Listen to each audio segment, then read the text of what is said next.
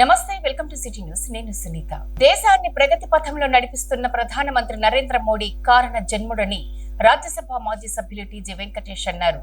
కర్నూలు నగరంలోని గౌరీ గోపాల్ హాస్పిటల్ సర్కిల్లో ప్రధానమంత్రి నరేంద్ర మోడీ జన్మదినం పురస్కరించుకుని ఏర్పాటు చేసిన రక్తదాన శిబిరాన్ని ఆయన ప్రారంభించారు.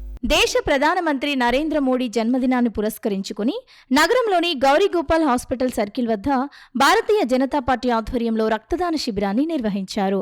ఈ కార్యక్రమానికి ముఖ్య అతిథిగా రాజ్యసభ మాజీ సభ్యులు టీజీ వెంకటేష్ హాజరయ్యారు. ఈ సందర్భంగా ఆయన మాట్లాడుతూ, మోడీ తన రాజకీయ ప్రతిభతో దేశాన్ని పురోగమనం వైపు పయనింప చేస్తున్నారని అన్నారు. కష్ట నష్టాలతో కొట్టిమిట్టాడుతున్న భారతీయ దేశ ఆర్థిక వ్యవస్థను సరిదిద్ది ప్రపంచంలోనే 4వ స్థానానికి చేరుకునేలా కృషి చేశారని ఆయన కొనియాడారు. ఒకప్పుడు అగ్రరాజ్యం అమెరికా ఏమి చెప్పినా ఎదురు చెప్పేవారు లేకుండా తల ఊపే పరిస్థితి ఉండేదని, కానీ భారత ప్రధానిగా నరేంద్ర మోడీ పగ్గాలు చేపట్టిన తరువాత ఆ రోజులు పోయి స్వశక్తితో ఎవరినైనా ఎదిరించగలిగే స్థాయికి భారతదేశం ఎదిగిందని అన్నారు. కరోనా కష్టకాలంలో దేశాన్ని అంతటినీ ఒక తాటిపైకి తీసుకొచ్చి ఆ మహమ్మారి నుంచి భారతదేశాన్ని కాక ప్రపంచాన్ని అంతటినీ కాపాడిన వ్యక్తి మోడీయే అని అన్నారు. ప్రపంచ దేశాలన్నీ కరోనా మహమ్మారిని ఎదుర్కోవడానికి తలకిందులు అవుతుండగా మన దేశంలోనే వ్యాక్సిన్ తయారు చేయించి దానిని తొలిసారిగా తన మీదనే ప్రయోగించుకున్న అత్యంత ధైర్యవంతుడు ప్రధాని మోదీ అని ఆయన కొనియాడారు. దేశ హితం కోసం జన్మించిన కారణ జన్ముడైన మోడీ 125వ సంవత్సరాల పాటు సంపూర్ణ ఆరోగ్యంతో జీవించి దేశానికి దశ దిశ నిర్దేశం చేయాలని టీజీ వెంకటేష్ కోరారు. అలాగే ఆయన 100 సంవత్సరాల దాకా రిటైర్మెంట్ గురించి కూడా ఆలోచించకూడదని అన్నారు. నరేంద్ర మోడీ జన్మదినాన్ని పురస్కరించుకుని పార్టీ ఆధ్వర్యంలో సమాజానికి ఉపయోగపడే రక్తదాన శిబిరాన్ని ఏర్పాటు చేయడం అభినందనీయమన్నారు. రక్తదాన శిబిరం సందర్భంగా రక్తదానం చేసిన దాతలందరినీ టీజీ వెంకటేష్ అభినందించారు. ఈ శిబిరంలోనే డాక్టర్ కొట్టే చిన్నయ్య రచించిన జాతీయ స్థాయిలో పద్మ అవార్డులు అందుకున్న వారిని చరిత్రను తెలియజేస్తూ అనంత పద్మ కుసుమాలు అన్న పుస్తకాన్ని టీజీ వెంకటేష్ ఆవిష్కరించారు. ఈ కార్యక్రమంలో బీజేపీ యువ మోర్చా రాష్ట్ర అధ్యక్షుడు సునీల్ కుమార్ రెడ్డి, సీనియర్ నాయకులు పోలంకి రామస్వామి, మాధవీలత తదితరులు పాల్గొన్నారు. ఈరోజు మన ప్రియతమ నాయకుడు మన ప్రధానమంత్రి గారు మోదీ గారి పుట్టినరోజు. భారతీయులందరికీ పుట్టినరోజు పండగ. మోదీ గారు ఈరోజు అందరూ వచ్చి కార్యకర్తలు వచ్చి రక్తదానం చేస్తున్నారంటే దాని వెనక ఆయన గురించి మనం తెలుసుకోవాలి. ఒక విషయాన్ని, భారతదేశ గొప్పతనాన్ని గౌరవాన్ని ప్రపంచానికి చాటి చెప్పిన వాడు. ఎలా అయిపోయిందంటే ప్రపంచంలో ఒక సూపర్ పవర్స్ ఒక 5 కంట్రీలు డిసైడ్ చేసిందే ఒక వేదవాక్కుగా అయిపోయేది. ప్రపంచ అధినేత అని అనుకుని అమెరికన్ ప్రెసిడెంట్ ఏమి చెప్తే అదే లా ఆఫ్ ది ల్యాండ్ అయ్యేది. అలాంటిది కాదు. భారతదేశము ప్రపంచంలోనే మన డెమోక్రసీ ఉండే కంట్రీ, ప్రజాస్వామ్యం ఉండే కంట్రీ. ఈ ప్రజాస్వామ్యాన్ని 100% కాపాడుతున్న మన ప్రధానమంత్రి మోదీ గారు. అంతేకాకుండా మోదీ గారు 75 సంవత్సరాలకు వరకు ఎంతో ఆరోగ్యంగా మన కోసము మన ప్రజల కోసం మన దేశాని కోసం ఆయన ఆరోగ్యాన్ని నిరంతరం కాపాడుకుంటూ సేవలు చేస్తూ, మీరు ఒకటి గుర్తుంచుకోవాలి, కరోనాకు మందు కనుగొన్నప్పుడు, కరోనా అటాక్ కాకుండా ఉండేదానికి వ్యాక్సిన్ కనుక్కున్నప్పుడు, భారతదేశంలో ఆ వ్యాక్సిన్ ఇంట్రడ్యూస్ చేసేటప్పుడు భారతీయులు ఏర్పాటు చేసిన కనుగొన్న ఆ వ్యాక్సిన్ ని వేసుకునే దానికి ప్రజలు భయభ్రాంతులు అవుతారని ఆ రిస్క్ మోదీ గారు వేసుకునే వ్యాక్సిన్ కు దేశానికి చాటి చెప్పారు. ఎందుకంటే ఆ వ్యాక్సిన్ వేసుకుంటే చనిపోతారనేవాళ్ళు. అలాంటిది ఆ చనిపోవటం అనేది మన వ్యాక్సిన్లో ఏమన్నా ప్రాణం పోతే నేనున్నాను, ఫస్ట్ నా ప్రాణం పోయిన తర్వాతే ప్రజల ప్రాణం పోతుంది. ఎందుకంటే వేలాది మంది, లక్షలాది మంది, కోట్లాది మంది ప్రాణాలు కాపాడే వ్యాక్సిన్ మన భారతీయులు కనుగొన్నారు. దాన్ని ఇంట్రడ్యూస్ చేయాలి. అలాగే ప్రపంచాన్ని కూడా ఆ వ్యాక్సిన్ ని పంపించగలిగాడు. ఆ వ్యాక్సిన్ ప్రపంచాలు కూడా ఫ్రీగా వాళ్ళు కొనుక్కునేదానికి శాత కానప్పుడు, అవకాశం లేనప్పుడు ఆ వ్యాక్సిన్ ని ప్రపంచానికి కూడా పంపించాడు. అలాంటి గొప్ప నాయకుడు మన దేశంలో ఉండటం ఇది మన అందరి అదృష్టం. ఇటీవల చైనా ప్రెసిడెంట్ అన్నాడు, ఇక మనుషులు ఆరోగ్యంగా ఉంటే 125 ఏళ్ళు బతుకుతారన్నాడు. సో మన ప్రధానమంత్రి కూడా మోదీ గారు 125 సంవత్సరాలు జీవించాలి. ఇలాగే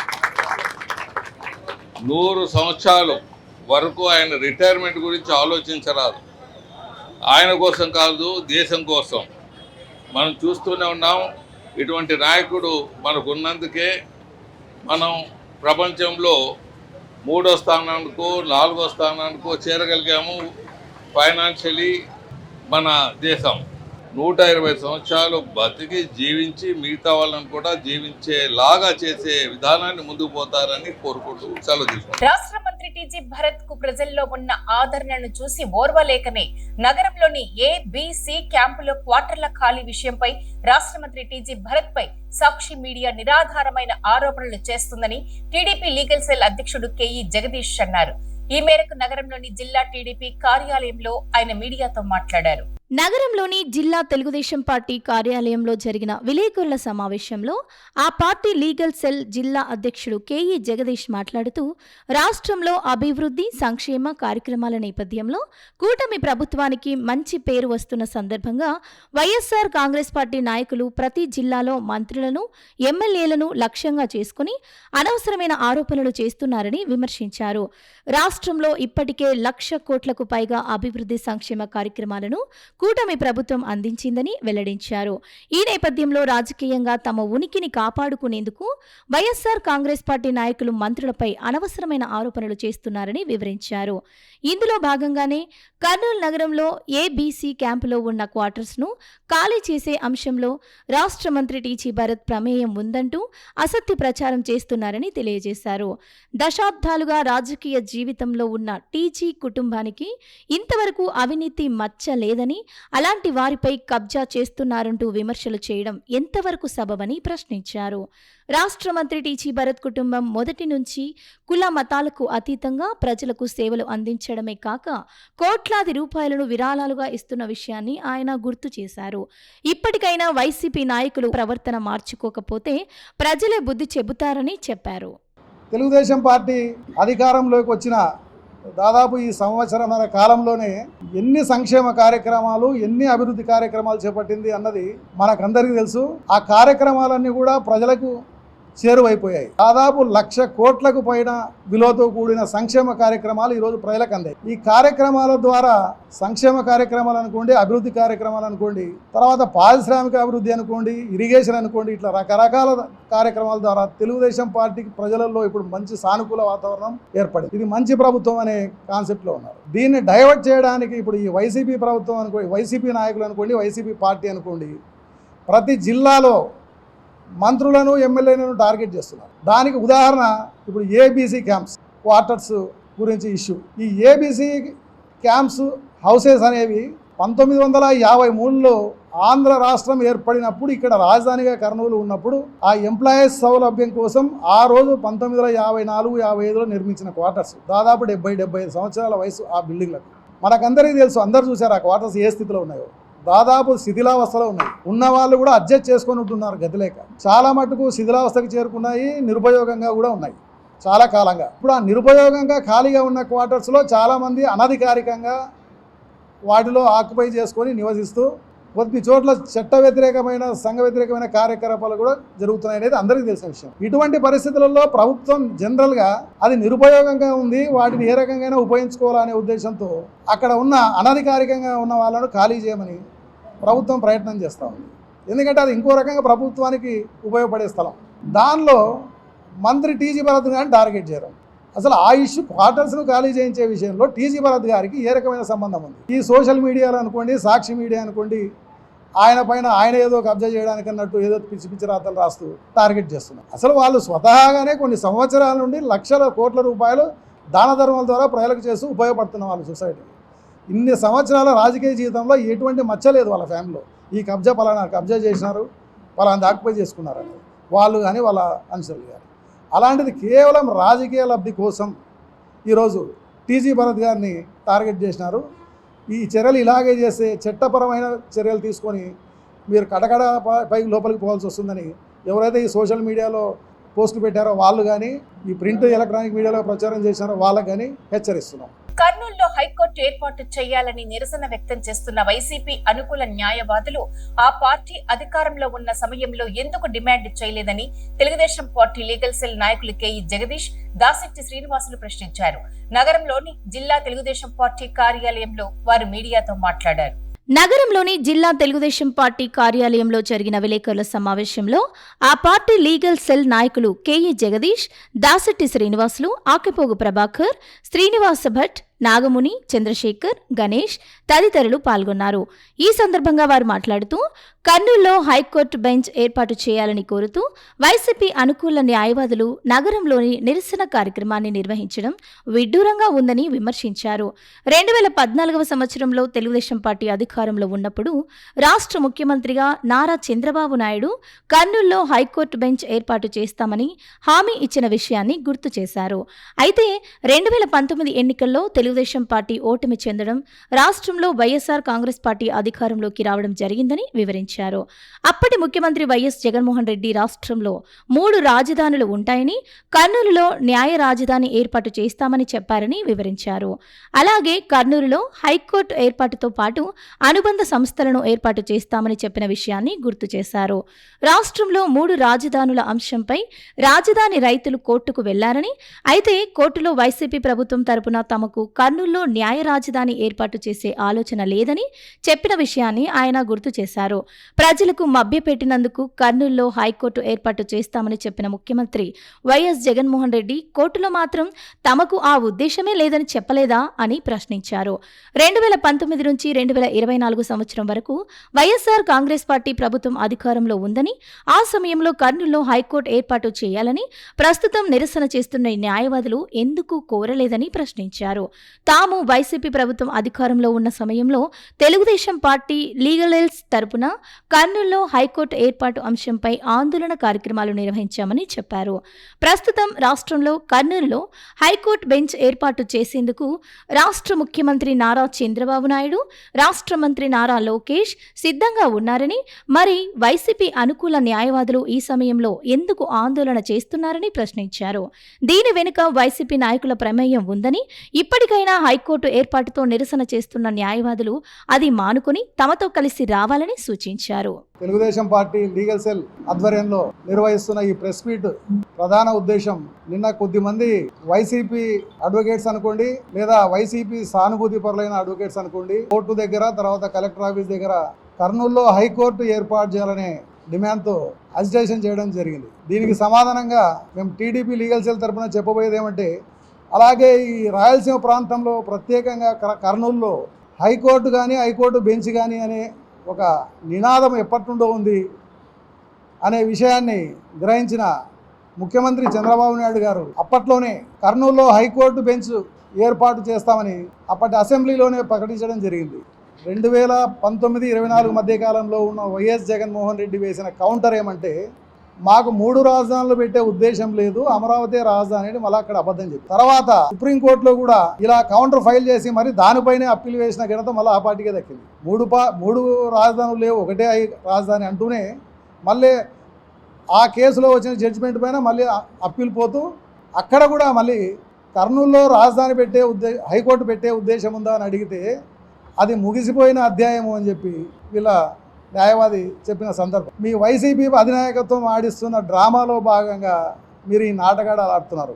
మీకు నిజంగా చిత్తశుద్ధి ఉంటే మా ముఖ్యమంత్రి గారు నారా చంద్రబాబు నాయుడు గారి కానీ, లోకేష్ బాబు గారు కానీ కర్నూలులో హైకోర్టు బెంచ్ ఖచ్చితంగా ఏర్పాటు చేసి తీరతాం అని హామీ ఇచ్చారు. మీకు చేతనైతే మాతో కలిసి రండి, హైకోర్టు బెంచ్ ఏర్పాటు చేసి చూపిస్తాం, లేదా సారీ చెప్పి మీరు ఈ అజిటేషన్లు చేసినందుకు సారీ చెప్పి మీరు విత్డ్రా చేసుకోండి. అప్పట్లో సోలిసిటర్ జనరల్ దగ్గర మీ న్యాయవాదులే చెప్పినారు, అయ్యా అసలు హైకోర్టు ప్రతిపాదనే మాకు లేదు అని. మరి అంటే మాట తప్పడము మడమ తిప్పడము, మాట తప్పడము మడమ తిప్పడం, మాట తప్పి మడమ తిప్పే ఉద్దేశం మీకుందేమో కానీ మా నాయకత్వానికి కానీ మా అధినాయకత్వానికి కానీ అట్లాంటి ఆలోచనలు లేవు, అట్లాంటి చేష్టలు లేవు. ఈరోజు రాష్ట్రము సర్వతోముఖాభివృద్ధి సాధిస్తుంది. అందులో భాగంగా ఖచ్చితంగా హైకోర్టు బెంచ్ పెడతామని అసెంబ్లీలో మన తీర్మానం కూడా ప్రవేశపెట్టారు. పోనీ మీరున్న 5 ఏళ్లలో ఏ రోజైనా అసెంబ్లీలో కానీ లేకపోతే మీ ముసాయిదాల్లో కానీ ఎక్కడైనా కానీ చెప్పినారా, అయ్యా హైకోర్టు ఇస్తున్నాము, లేకపోతే రాయేసినారా?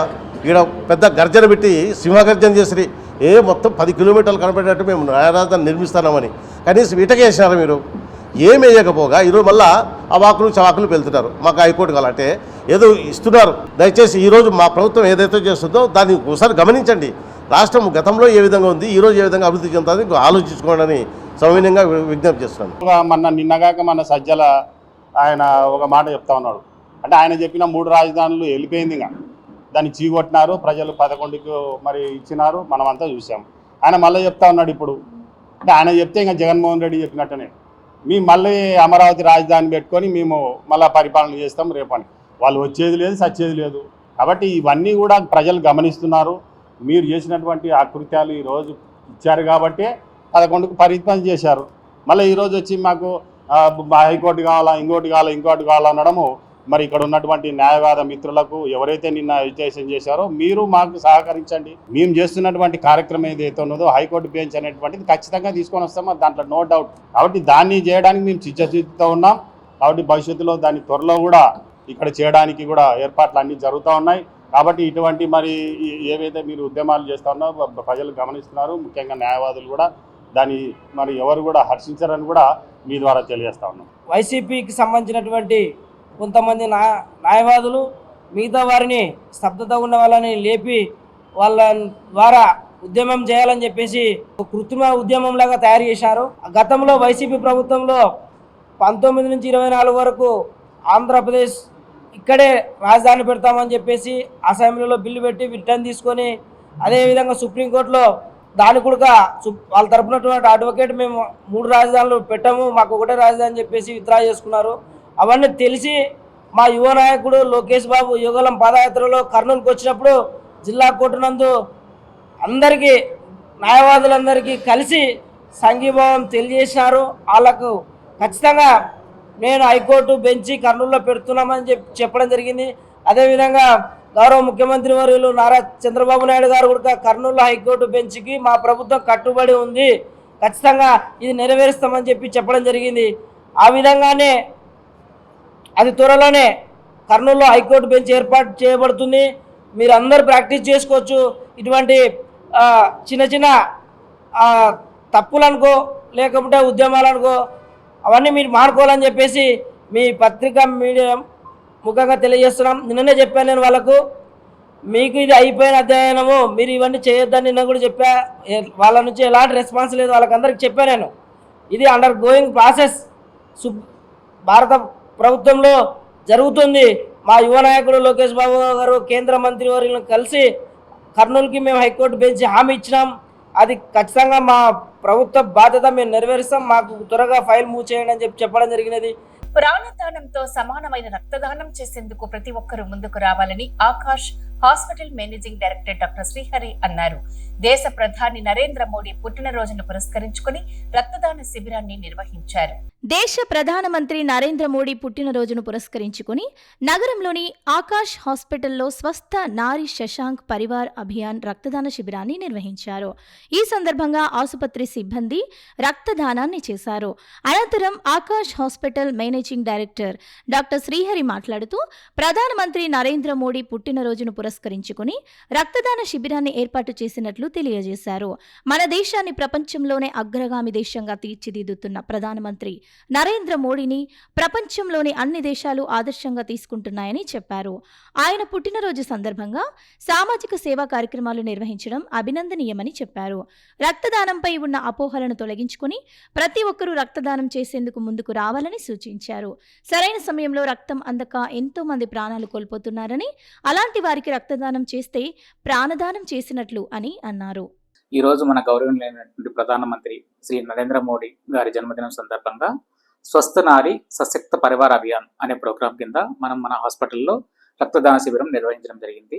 మెయిన్గా ముఖ్య ఉద్దేశం ఏంటంటే, ఈ రక్తం లేక చాలా మంది గర్భిణీ స్త్రీలు అయితే ఏమి, తలసీమియా పిల్లలైతే ఏమి, రోడ్డు ప్రమాద బాధితులు అయితే ఏమి, చాలా మంది రోజు చాలా ఇబ్బంది పడుతున్నారు. ఇలాంటి ఇబ్బందులు మేము గుర్తించి ఇలాంటి రక్తదాన కార్యక్రమం నిర్వహించాలని, ఇలాంటి మంచి కార్యక్రమం నిర్వహిస్తున్నటువంటి మన గౌరవనీయ ముఖ్యమంత్రి గారికి మరియు తోటి వైద్య ఆరోగ్య శాఖ మంత్రి అయినటువంటి సత్యకుమార్ యాదవ్ గారికి నా కృతజ్ఞతలు. Thank you.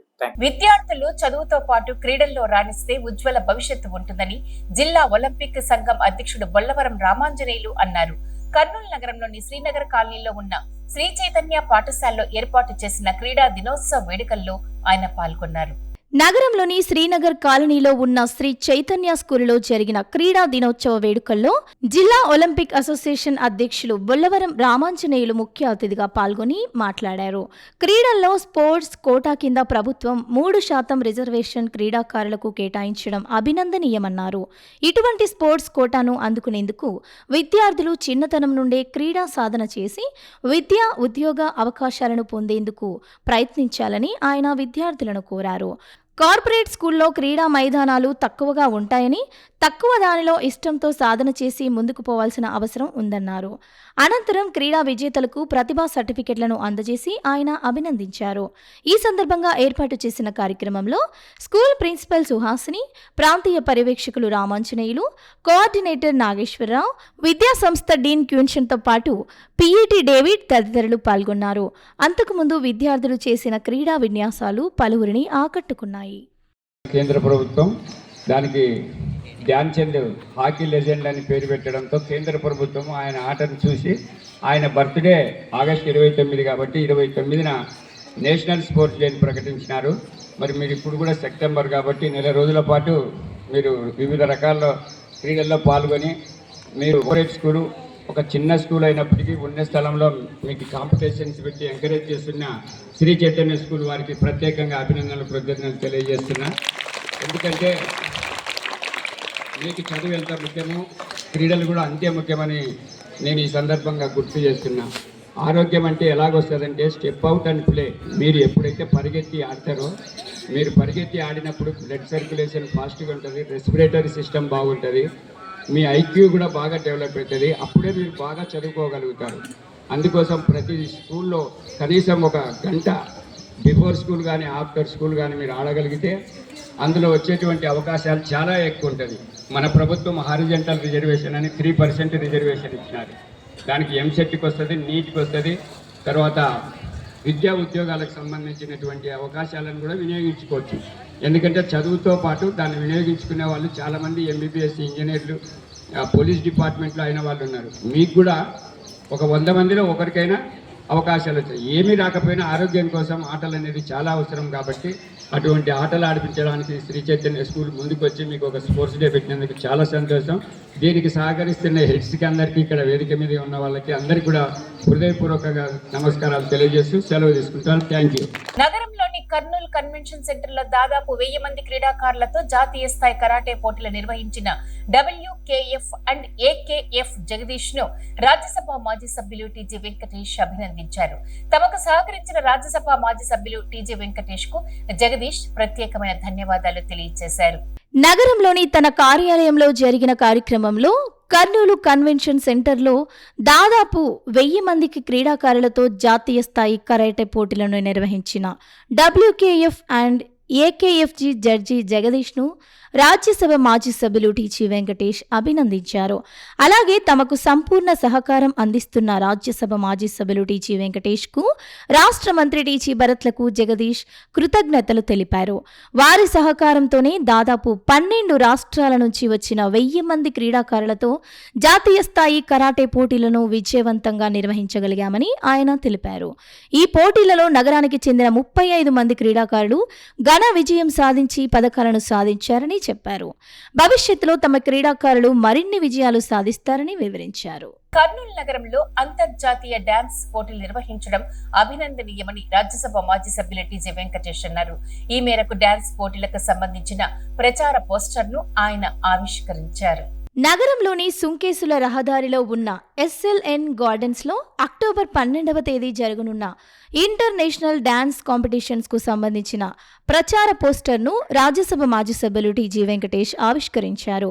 ఈ కార్యక్రమంలో GSR స్టూడియోస్, చిట్టి డాన్స్ స్టూడియో, హనీ క్రియేషన్స్ ప్రతినిధులు పాల్గొన్నారు. ఈ సందర్భంగా రాజ్యసభ మాజీ సభ్యులు టీజీ వెంకటేష్ మాట్లాడుతూ కర్నూలు నగరంలో అంతర్జాతీయ డాన్స్ పోటీలను నిర్వహించడం అభినందనీయమని చెప్పారు. కర్నూలులో సాంస్కృతిక కార్యక్రమాలతో పాటు క్రీడా రంగం ఎంతో వేగంగా అభివృద్ధి చెందుతోందని చెప్పారు. ఒకప్పుడు కళలకు నిలయంగా హంపీని పేర్కొనేవారని, ప్రస్తుతం ఆ స్థాయిలో కర్నూలు నగరంలో కళలు అభివృద్ధి చెందుతున్నాయని చెప్పారు. కర్నూలులో నిర్వహించనున్న అంతర్జాతీయ డాన్స్ పోటీలను ప్రజలు అధిక సంఖ్యలో హాజరై ప్రోత్సహించాలని ఆయన కోరారు. అనంతరం పోటీల నిర్వాహకులు మాట్లాడుతూ, నగరంలో ఇంటర్నేషనల్ డాన్స్ పోటీలను సీనియర్స్, జూనియర్స్ గ్రూప్ విభాగాలలో సోలో డాన్స్, డ్యూయట్ డాన్స్ విభాగాలను నిర్వహిస్తున్నామని తెలియజేశారు. తమ కార్యక్రమానికి సంబంధించిన ప్రచార పోస్టర్ను ఆవిష్కరించిన రాజ్యసభ మాజీ సభ్యులు టీజీ వెంకటేష్కు వారు ధన్యవాదాలు తెలిపారు. జిఎస్ఆర్ ఆర్గనైజేషను 12th అక్టోబర్న కర్నూలులో ఒక పెద్ద డ్యాన్స్ కార్యక్రమాన్ని పోటీ ఏర్పాటు చేశారు. వీరు అంతా యూత్ కలిసి ఇటువంటి ప్రోగ్రాంలు చాలా చేస్తున్నారు. అందులో భాగంగా ఇది కూడా చేస్తున్నారు. ఇది అందరూ పబ్లిక్ వచ్చి దీనికి సపోర్ట్ ఇవ్వాలి, పార్టిసిపేట్ కావాలి, ఇన్వాల్వ్ కావాలి. అప్పుడే ఇటువంటి ప్రోగ్రామ్స్ సక్సెస్ఫుల్ అవుతాయి. వాళ్ళు ఎంతో కష్టపడి కార్యక్రమాన్ని నిర్వహిస్తున్నారు. సో కర్నూలుకి కళలకు నిలయమై ఉన్నది. కళలకు, స్పోర్ట్స్కు, ఈ కల్చరల్ యాక్టివిటీస్ అంతా కర్నూలులో భారీ ఎత్తున జరుగుతున్నది. అంతకుముందు హంపీ నగరం అనేవాళ్ళు రాయలసీమలో. ఇప్పుడు హంపీ కళ ఎక్కడ ఉన్నదో అటువంటి కళ కన్నా ఇప్పుడు కర్నూలులో బాగా ప్రసిద్ధి చెందుతున్నది. సో కర్నూలు చుట్టు ప్రాంతాల్లో, కర్నూలులోనూ మంచి sports activities, cultural activities, dance programmes పోటాపోటీ జరుగుతున్నాయి. వాళ్ళు అవార్డ్స్ కూడా తెచ్చుకుంటున్నారు. గుడ్ లక్ చెప్తున్నారు జిఎస్ఆర్ ఆర్గనైజేషన్. ఇవి ఇవాల్టి సిటీ న్యూస్ అప్డేట్స్. రేపు ఇదే సమయానికి ఇక్కడ ఇలాగే కలుద్దాం. Until then keep watching City news.